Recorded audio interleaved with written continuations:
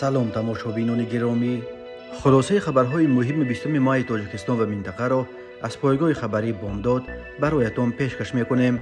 شروع میکنیم از یک نگاه کوتاه به سرخط خبر مهم روز در این برنامه. هلاکت پرزیدنت و وزیر خارجه ایران بر اثر سقوط چرخبال.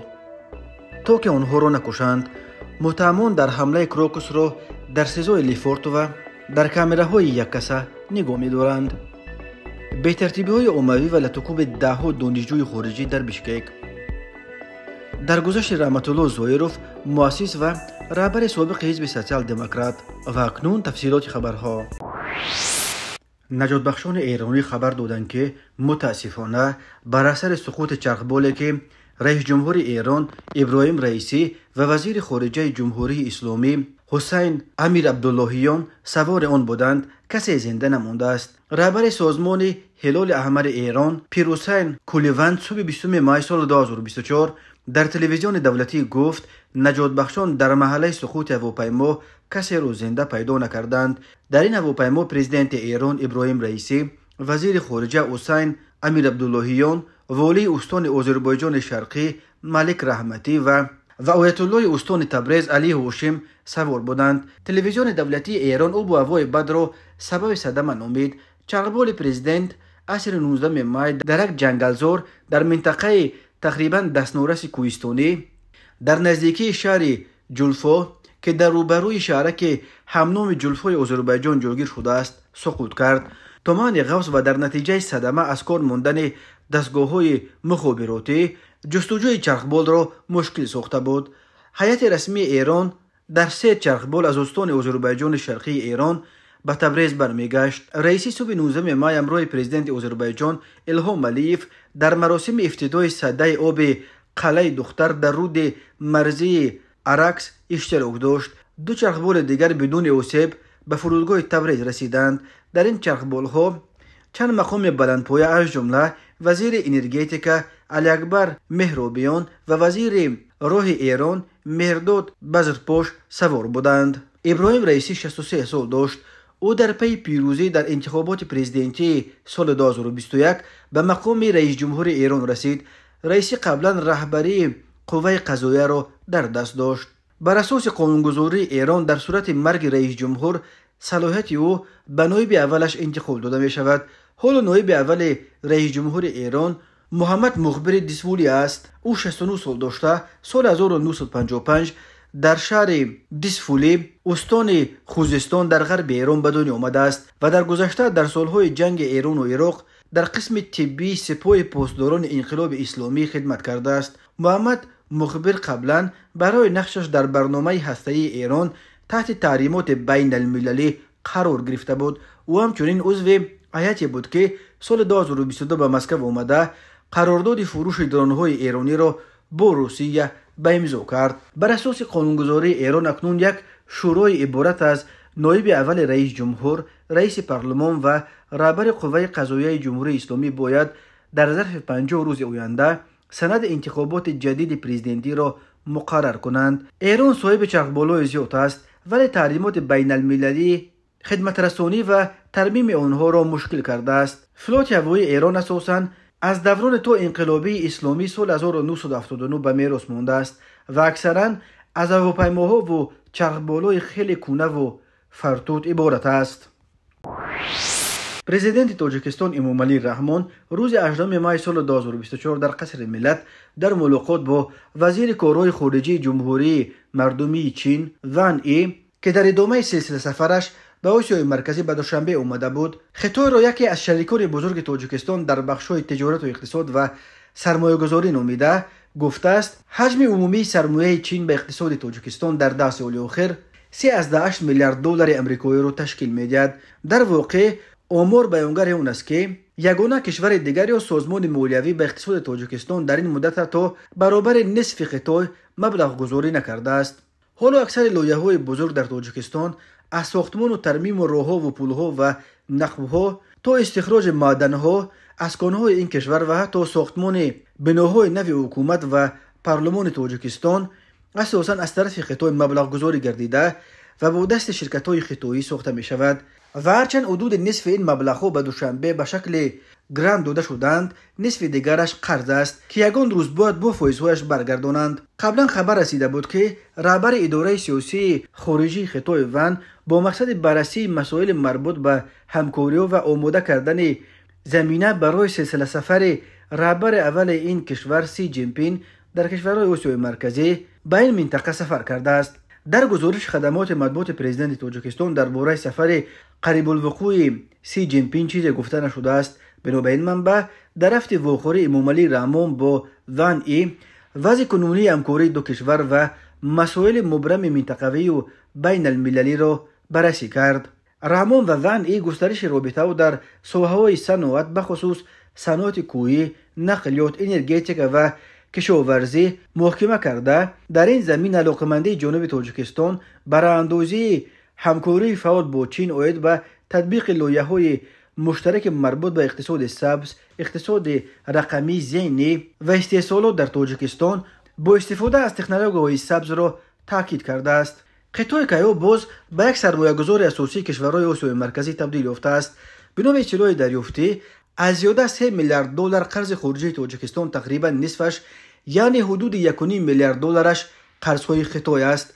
قرض قرقیزستان از پکین در دوربر 1.8 میلیارد دلار رقم زده شد. قرض ازبکستان از خطای علاقه 4 میلیارد دلار گذشته است و قزاقستان بزرگترین اقتصاد منطقه نیز از این اژدهای آسیا علاقه بیش از 10 میلیارد دلار قرضدار شده است. بسیاری از کارشناسان برای اینکه روسیه در باطلاق جنگ بی‌معنی به ضد اوکراین سخت و برای مدت طولانی فرو رفته خیلی ضعیف شده است و دیگر پیش روی گسترش بازم بیشتر نفوذ و جای پای خطای را در آسیای مرکزی گرفته نمیتواند. این در حالی است که روسیه از میانه‌های عصر 19 آسیای مرکزی را قلمرو نفوذ خود میشمارد. روسیه حتی بعد فروپاشی اتحاد شوروی نیز این قلمرو را منطقه نفوذ تاریخی خود میدانست و با کسی آن را تقسیم کردنی نبود. ولی خطای در این بین توانست با استفاده از اختلافات بین روسیه و غرب برای ورود به این میدان امکان بیابد و در یک مدت کوتاه با فرو ریختن سیل بیشتر قرض و سرمایه کشورهای آسیای مرکزی را در چای قرضهای خود انداخته از لحاظ اقتصاد به خود مطیع کند. مقامات تاجیکستان قرض و سرمایه‌گذاری‌های خطای را برای تامین رشد اقتصاد جمهوری مهم می‌شمارند و از آن استقبال می‌کنند. یک مقام بلندپایه در دوشنبه از پکین تفسیر کرده بود که به فرق از بانک جهانی یا صندوق بین المللی پول برای دریافت قرض‌هایش شرط‌های وزنی نمی‌گذارد، ولی کارشناسان قرض‌های خطای را استعماری می‌شمارند و از آن بیم دارند که اگر فرد و کشورهای آسیای مرکزی این قرض‌ها را برنگردانند مجبور می‌شوند بخشی از استقلالیت خود و یا حتی قسمی از قلمروشان را در اختیار این اژدهای آسیا بگذارند.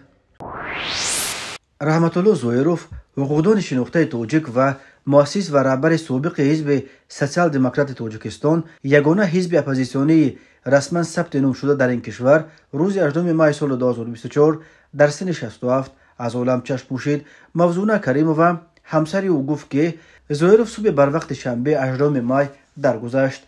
درباره علت مرگ سیاستمدار مخالف نزدیکانش چیزی نگفتند، ولی همسفان زویروف قبلا گفته بودند که او چند وقت باز بیمار است. مراسم وداع با زویروف دوام روز شنبه 18 مای در نزد خانه‌اش در سراغه شهر دوشنبه کوچه مایاکوفسکی دایر می شود. رحمت الله زویروف 16 مارس سال 1957 در شهرک باغستان نویه بوستانخاله ولایت تاشکند ازبکستان در خانواده عبدالحمید زویروف به دنیا آمده است. زویروف به دانشکده حقوق‌شناسی شهر خارکوف اوکراین داخل شده و سال 1983 این دانشکده را ختم کرد. بعد آن در اسپرانتور اکادمی حقوق شهر کیف سالهای 1986 1988 در شعبه دانشگاه مارکسیسم لنینیسم در شهر خباروفسک تحصیل کرد. رحمت الله زویروف سال 1988 به دوشنبه آمد و همچون آموزگار در رشته حقوق شناسی دانشگاه دولتی تاجیکستان به کار پرداخت. سال 1989 زویروف آن وقت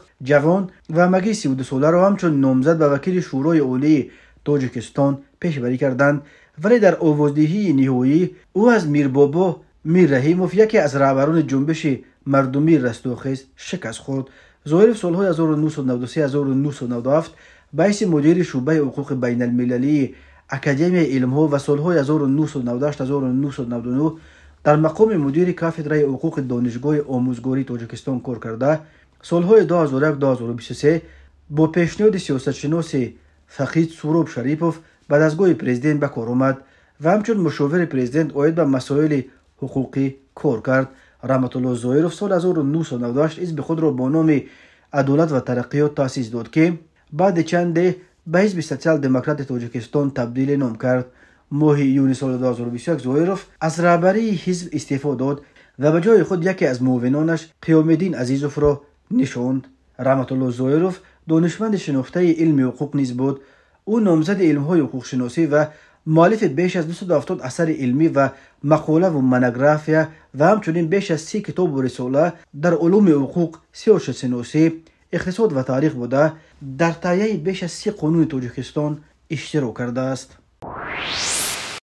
تماشابینان عزیز، یادآور می‌شویم خلاصه مهمترین اخبار تاجیکستان را از پایگاه خبری بامداد تماشا دارید. برنامه را ادامه می‌دهیم.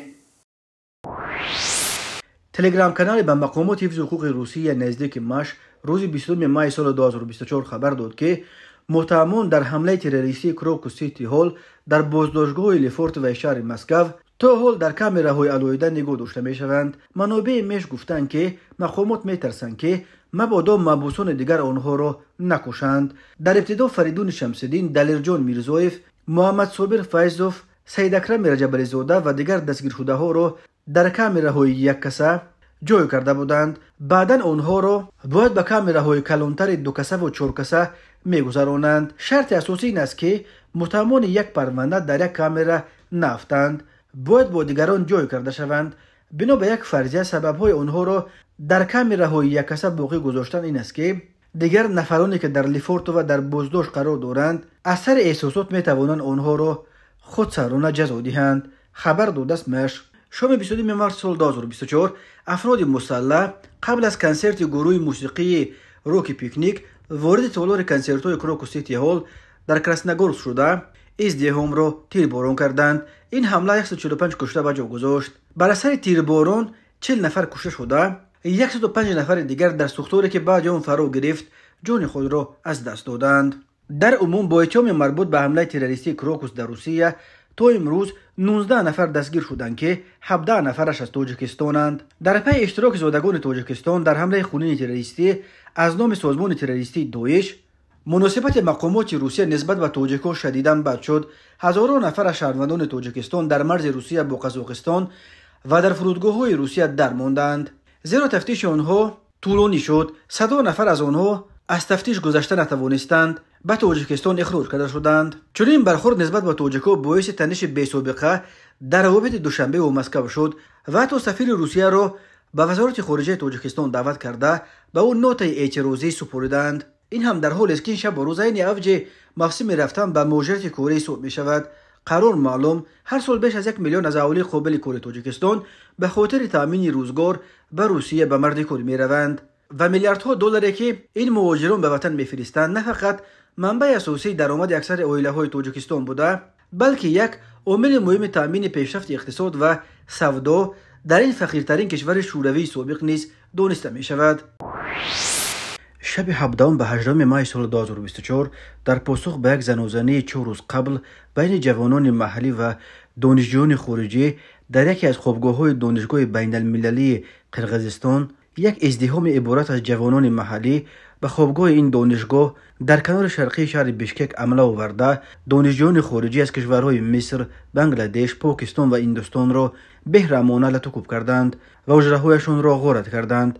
در پی این ازدحام آشوبگران در برش کوچه قربانجان، دادخواه و خیابان چوی جمع شده تا صبح تظاهرات کردند. آنها از زیاد شدن مهاجران در قرقیزستان شکایت کرده از مقامات تقاضا کردند که حادثه زنازنه روز 13 مای را عادلانه تحقیق کنند و پیش روی افزایش مهاجرت را بگیرند. به نزد تظاهرگران سردار ملیت بشکک عظمت توکتانالیف آمد و برای تسکین دادن ازدحام خبر داد که در رابطه با حادثه 13 مای 3 نفر دستگیر شدند که هر سه‌اش خارجی‌اند و شهروندان خود قرقیزستان را تنها همچون شاهد به میلیسا دعوت کردند و از مردم خواست تا به آوازه‌های بر دروغ باور نکنند و خانه به خانه روند. اما ازدیام به این دعوت او گوش نداد و تا ساعت 5 صبح 8 مای در آنجا ماندند. وزارت تندرستی قرقیزستان خبر داد که در جریان بی‌ترتیبی‌های شبانه 29 دانشجوی خارجی آسیب دیدند، ولی اکثر آنها را بعد رسانیدن کمک طبی جواب دادند. سبب بی‌ترتیبی‌ها زنوزنی شد که هنوز روز 13 مای رخ داده بود. معلوم نیست که آیا جوانان قرقیز به دختران دانشجو از مصر گپ پرتافتند و یا برعکس جوانان مصری به دختران قرقیز گپ پرتافتند، ولی نافهمی در همین زمینه باعث شده است که جوانان قرقیز و مصری از گریبان همدیگر بگیرند و مصری ها گویا قرقیز ها را لطوکوب کردند. در رابطه با این حادثه با اتهام اوباشی پرونده جنایتی گشوده 3 نفر را به حبس گرفتند. میلیسای بشکک میگوید هر 3 دستگیر شده خارجی‌اند. این زنوزنی ظاهراً فراموش شده بود، ولی صبح 7 مای در شبکه‌های اجتماعی نوار لطوکوب جوانان محلی از طرف دانشجویان مصری را نشر کردند و دعوت‌ها بلند شد که مردم باید جمع شوند و ادب خارجی ها را بدهند. بی‌ترتیبی‌ها در بشکک تشویش کشورهایی که دانشجویانش در این حادثه آسیب دیدند برانگیخته است. سفارت هندوستان در بشکک از همه شهروندان هند در پایتخت قرقیزستان خواست که بدون ضرورت به کوچه نبرایند و در خانه‌هایشان بمانند. سفارت پاکستان در قرقیزستان نیز از دانشجویان پاکستانی خواسته است که تا کاملا آرام شدن وضع به کوچه نبرایند. در همین حال رئیس کمیته دولتی امنیت ملی قرقیزستان قمچبک توشیف روز 8 مای در یک اظهارات ویدیویی از برخی طلب‌های گردیم اومدگان به ویژه در رابطه با مسئله زیاد شدن شماره مهاجران خارجی در کشور پشتیبانی کرد و از نام حکومت وعده داد که در این مسئله چاره‌ها اندیشیده خواهند شد. مرکز مطبوعات قشون‌های سرحدی کمیته دولتی امنیت ملی جمهوری تاجیکستان به توجه شهروندان تاجیکستان، شهروندان کشورهای خارجی و شخصان دارای مقام بی‌شهروندی می‌رساند که در پاسگاه‌های سرحدی واردشوی به منطقه‌های سرحدی و درآمد و برآمد شهروندان را زیر نظارت جدی می‌گیرند. چنین به نظر می‌رسد که سخن اساساً درباره مرز تاجیکستان با افغانستان می‌رود، چون که از شهروندان تاجیکستان و میهمانان خارجی دعوت شده است که هنگام سفر به منطقه‌های سرحدی ولایت مختار کوهستان بدخشان و ولایت ختلان حتما با خود شناسنامه و دیگر حجت‌های تصدیق کننده شخصیت را داشته باشند. این دو ولایت با افغانستان هم مرزند. همچنین هشدار داده شده است که طبق ماده 19 قانون درباره سرحد دولتی به منطقه مرزی به اجازت وزارت خارجه و مقامات کارهای داخلی در آمدن شهروندان خارجی و افراد بدون شهروندی قطعاً من بوده. افراد دیگر تنها در صورت داشتن حجت برای چنین سفر به رسمیت درآورده شده را داده می شود. قشون‌های مرزبانی تقویت چاره‌های امنیتی در مرز را به عامل‌های چون تمایل رو به مرکب وضعیت منطقه و جهان، تلاش‌های تشکیلات تروریستی و اکستریمیستی برای عبور غیر قانونی سرحدهای دولتی و عملی ساختن اکت‌های ضد بشری تروریستی در نقطه‌های گوناگون سیاره از جمله جمهوری تاجیکستان ربط دادند، ولی یگان دلیل مشخص نآوردند. تاجیکستان با افغانستان بیش از 1400 کیلومتر مرز مستقیم دارد که بر روی دریای امو و پنج می‌گذرد. بنابر ریلیف مرکب کوهستانیش، محافظت قسمت‌های زیاد این مرز به ویژه در ولایت مختار کوهستان بدخشان و منطقه مرزی شوراباد و دشت جم خیلی مشکل است. مقامات تاجیکستان از سمت افغانستان همیشه احساس نگرانی می‌کنند. هم از جهت قاچاق مواد مخدر و هم از جهت تعدید افزاینده گروه‌های تندرو مذهبی در سال‌های اخیر در افغانستان اساساً دو گروه عمده جنگجویان تاجیک جمع شدند که قسمی در جماعت انصارالله گرد آمدند و قسم دیگر در صف ولایت خراسان بخش افغانستانی سازمان تروریستی داعش.